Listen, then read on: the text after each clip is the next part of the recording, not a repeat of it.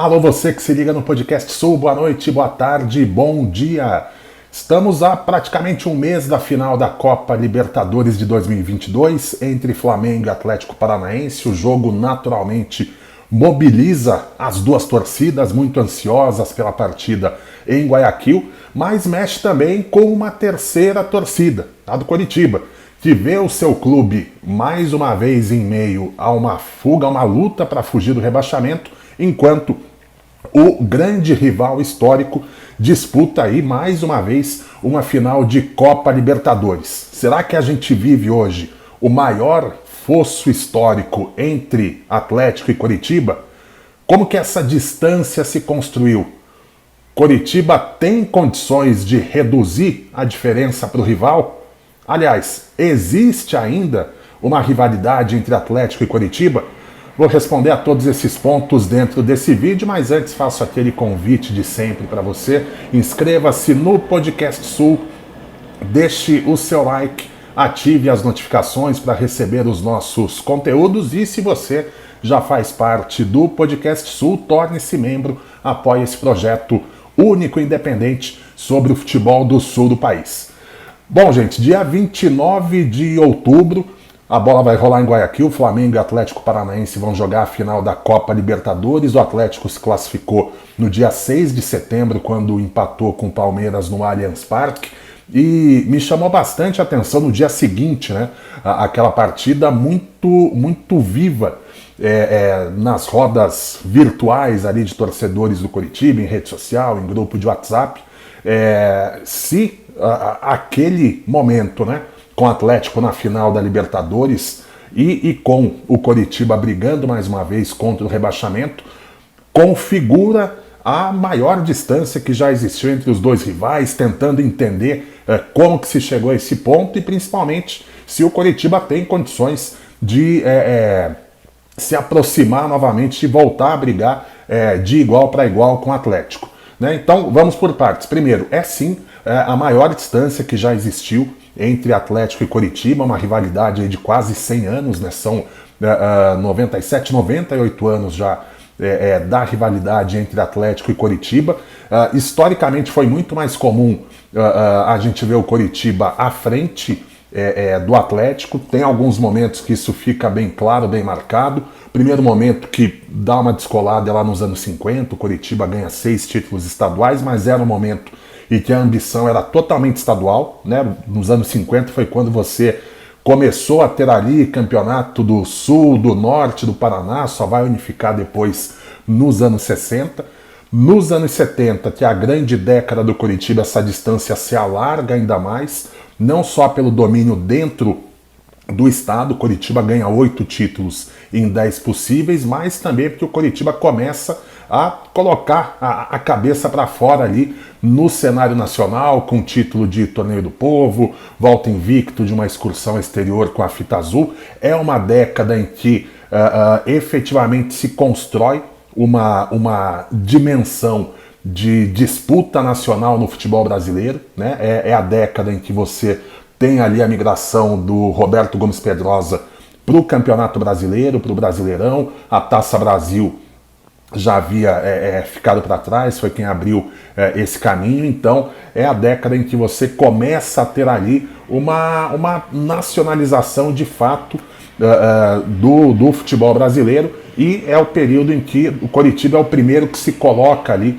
como representante do futebol paranaense e estende, né, esse momento, essa distância para o Atlético nos anos 80, né, que começam com ruins, complicados, né, para o Coritiba. De 80 a 84, Coritiba não ganha nenhum título, né? Você tem título do Londrina, título dividido entre Cascavel e Colorado, tem um bicampeonato do Atlético, tem título do Pinheiros. O Coritiba vai ter sim o seu grande título em 85, né, o título de campeão brasileiro, que endereça ali uma segunda metade de década com 2 títulos estaduais, mas que termina ali com uma canetada da CBF, jogando o Coritiba na segunda divisão, mas ali dos anos 70 até o meio dos anos 80, tendo como auge ali o título brasileiro de 85, é o período em que o Coritiba não só é superior ao rival, como tem a seu favor a maior distância para o Atlético, né? Distância que vai diminuindo, ali nos anos 90, os dois sofrem bastante. Nos anos 2000 começa a ter uma certa alternância, é um período que começa muito bom para o Atlético, né? Tem título brasileiro, tem um vice-campeonato brasileiro, tem um vice-campeonato de Libertadores, tem o CT do Caju, tem a Arena, então o Atlético se aproxima muito rapidamente do rival, mas depois você tem ali períodos de altas e baixas de um e do outro. O Coritiba tem um começo ali de anos 2010 muito bom, né, com 4 títulos estaduais, 2 vices de Copa do Brasil. O Atlético chega aí para a Série B, mas na segunda metade, né, dos anos 2010, né, não só o Atlético se coloca ali consistentemente acima do Coritiba, como dispara e some, né? Você pega de 2018 para cá, o Atlético ganhou 2 Copas Sul-Americanas, ganhou uma Copa do Brasil, foi aí presença frequente, já era desde uns anos antes, mas continua sendo presença frequente na Taça Libertadores, então se colocou algumas prateleiras acima, né, dentro do Campeonato Brasileiro, enquanto o Coritiba só patinava, né? Você pega aí de 2018 para cá, Coritiba 2018 teve na Série B, né? Não conseguiu subir, 2019 subiu para cair em 20, 21 subiu, tá aí 22 lutando para não cair. Mesmo no cenário estadual, né, o Atlético emplacou um tricampeonato, né? Deixou o Coritiba aí sem conseguir ser campeão entre 2017 e 2022, então mesmo naquilo, né, em que você ainda tinha ali alguma paridade o campeonato estadual, o Atlético foi superior, e no cenário nacional e internacional então nem se fala. Então sim, é o maior fosso que já existiu entre Atlético e Coritiba. Por quê? Como isso se construiu, né? É inegável que o marco zero, né, dessa superioridade hoje do Atlético é a chegada do Mário Celso Petralha ao poder em 1995, ele está até hoje, e essa continuidade é um aspecto muito central nessa virada de jogo e nessa descolada do Atlético, porque é um projeto muito consistente, né? Com foco ali em estrutura, com CT, com a Arena da Baixada, informação de jogadores, seja aqueles que emergiram do próprio CT do Caju, jogador que chegou ao Atlético para a lapidação final, e vender muito bem esses jogadores. E aí você tem, só ir pegando nesse século, né? Você tem Lucas, Kleber, Adriano, Alex Mineiro, Fernandinho, Jadson. Mais recentemente agora você vai ter Renan Lodge, Bruno Guimarães, vai ter Santos, enfim, o Atlético sistematizou, né, uma esteira ali de formação de jogadores e de boas vendas, de boas negociações desses jogadores, ao ponto, né, de ter ali grana em caixa para nesse ano formar um time, trazer um time mais pronto, né, com jogadores ali já um pouco mais rodados, né, para disputar e para brigar pelo título dessa Copa Libertadores, né? E essa continuidade, né, do Atlético, ela é muito ancorada, né, em você não ter tido ali uma alternância, né, de poder, né? E aí, claro, você tem a mão de ferro, né, do Petralha dentro do clube, né? Mas ele se manter no poder por tanto tempo também ajudou o Atlético a absorver melhor os momentos de baixa e seguir em frente com o seu propósito, com a sua ambição, que é muito dada, muito colocada já há alguns anos. O Petralha falou, em tanto tempo a gente vai ser campeão mundial, e foi bombardeado, foi motivo de chacota, mas pragmaticamente, né, o Atlético está a 3 jogos de chegar lá. Claro que a distância na prática é muito maior do que esses 270 minutos, o Flamengo é favorito na final da Copa Libertadores, aí você teria uma semifinal de Mundial que sempre é chata, é tensa, e uma final contra um Real Madrid. Então a distância é muito maior do que esses 270 minutos, mas o Atlético fincou um objetivo alto e se preparou e está caminhando para esse objetivo, que no fim, né, é se colocar ali na primeira prateleira do futebol brasileiro, do futebol sul-americano, e pega aí os últimos 5 anos, tirando Palmeiras e Flamengo, que ganharam Libertadores nesse período, e vai lá o Atlético Mineiro, que ganhou Campeonato Brasileiro, e são os 3 clubes com maior investimento do país. Logo abaixo você tem o Atlético em termos de conquistas, de assiduidade em competições importantes. Pois bem, e o Coritiba? Qual que é a ambição do Coritiba? Qual que é o projeto? Qual que é o objetivo do Coritiba, né, ao longo desses últimos anos? O que a gente tem visto, né, no Alto da Glória é uma sucessão de diretorias, né, com um roteiro muito parecido, que chegam prometendo modernizar o clube, organizar a casa, sanear, devolver o Coritiba à grandeza ao local de onde ele jamais deveria ter saído. Eventualmente você tem ali alguns resultados em campo, mas logo a coisa desanda, você tem a repetição dos mesmos erros, né? O clube volta a se endividar, e no fim o que acaba prevalecendo, né, entre as diretorias do Coritiba é uma luta pela própria sobrevivência no poder, né, por você procurar o resultado rápido, o resultado imediato, para na eleição que vai ter dali a algum tempo você conseguir se segurar no comando à frente ali do Conselho Administrativo e ter o apoio do Conselho Deliberativo da maior parte do Conselho, que no fim ali, né, o Conselho Deliberativo do Coritiba é um grande centrão, né, gente que uma hora tá para lá, outra hora tá para cá, mas invariavelmente está sempre dando as cartas dentro do clube. Então o Coritiba, enquanto o rival ali tinha um objetivo muito claro, né, linhas de atuação muito claras para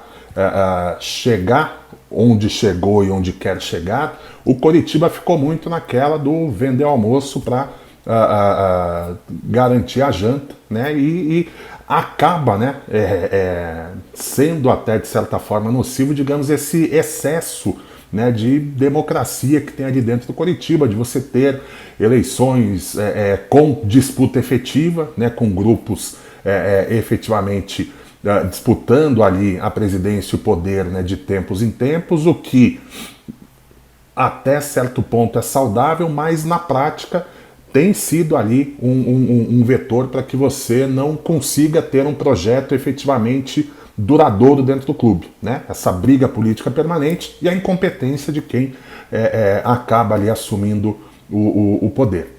Como que Coritiba consegue mudar esse cenário, melhorar essa situação, né? O primeiro ponto é ter um projeto muito claro, né, e concreto do que se quer para o clube, né, e que seja um projeto que não seja só uma sucessão ali de frases prontas, de frases bonitas, como a gente vê aí em todos os projetos, né, de chapas que se candidatam à presidência do Coritiba, né, um projeto concreto, sério, construir apoio dentro do clube, né, para conseguir suportar ali a derrota do domingo, uma fase de resultados ruins, né, mas conseguir levar em frente o projeto, né, não fazer com que os resultados, caso eles demorem a vir, com que eles tornem o futebol do clube refém da próxima eleição, que é o que acontece hoje, né? Então Coritiba tem que ter esse projeto muito claro,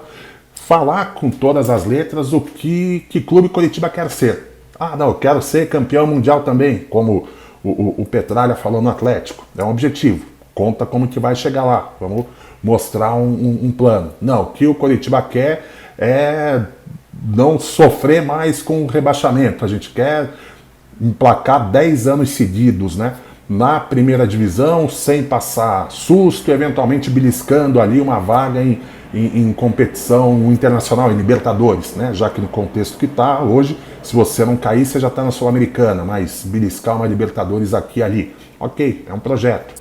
Conta pra gente como que vai chegar lá, em quanto tempo.